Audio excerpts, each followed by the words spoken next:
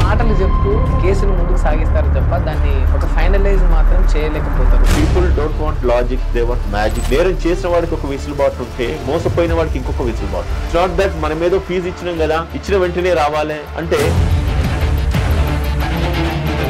భారతదేశంలోని చట్టాల్లో చాలా లూప్ హోల్స్ ఉన్నాయి. నేరం చేసిన వాళ్ళు కూడా తప్పించుకోవడానికి వెసులుబాటు ఉండేది, దాన్ని లూప్ హోల్స్ కింద వాడుకొని మిస్యూజ్ చేస్తా ఉన్నారు. మిస్యూజ్ చేసేవాడికి అది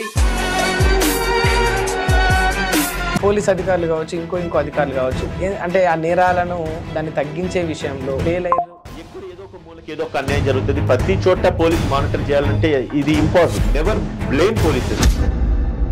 ఆ నేరం చేసిన వాడు తప్పించుకోవడానికి పోలీసులలో కొందరు కోఆపరేట్ చేస్తుంటే దీనికి మీరేమో పోలీసులు కోఆపరేట్ చేస్తున్నారు అంటే వాళ్ళ యొక్క డిపార్ట్మెంట్ లో మీరేం చెప్తారు సార్? పోలీసులు ప్రజలపైన చేసే దాడి, ఒక మనిషిని కొట్టే అధికారము ఏ చట్టాలు ఇవ్వలేదు.